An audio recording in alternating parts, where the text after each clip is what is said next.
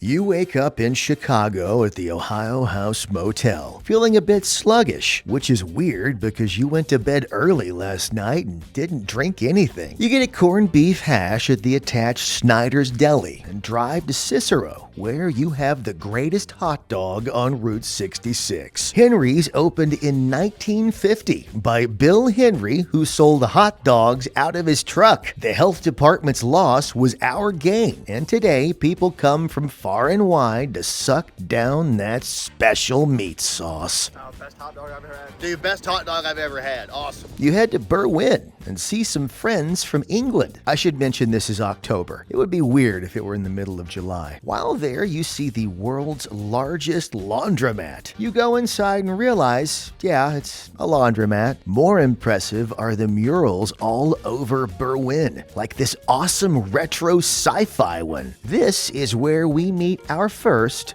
Muffler Man.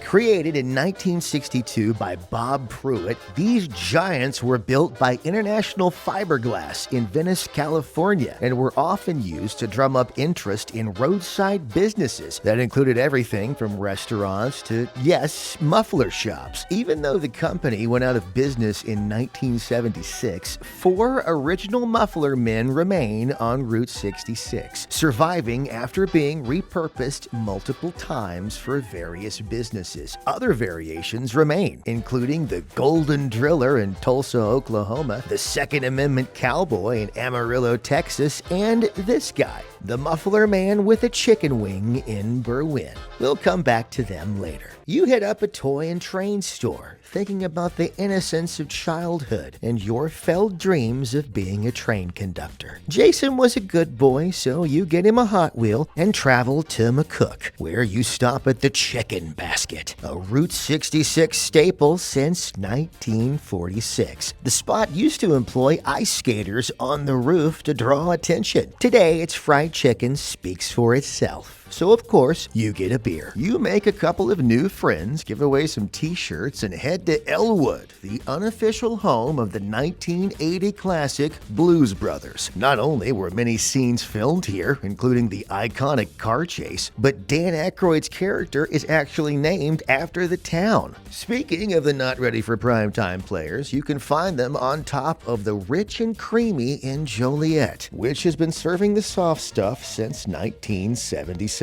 You spot a go-kart track, and Jason says he can beat you. Well, being a grown man, the only thing you can do is prove him wrong by beating him like a government mule. You're running way behind schedule, so you only spend a couple of hours in the arcade, where you earn enough points for a slap bracelet, fun fan, and witch pinky. You tell a couple you won't give them t-shirts unless they take their picture, and move on to Wilmington, where some whiskey convinces you to take a haunted tractor ride. But you're a 38-year-old man without children, so they won't let you. Which is made even sadder when you realize the Gemini Muffler Man is off being cleaned. On to Gardner, where you check out the Route 66 Hall of Fame streetcar owned by Bob and Peggy Kraft. The couple ran a bar called the Riviera for a number of years before a mysterious fire caused it to close in 2010. Can you solve the mystery?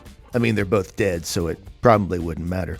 After passing by an ancient gas station, you stay in Pontiac, Illinois at a Best Western, the nicest chain of hotels in the United States, where you wait for Jason to fall asleep before sneaking across the street to a 30,000 square foot gas station called Wally's, where you get your picture made and pick up some medicine for your sore throat.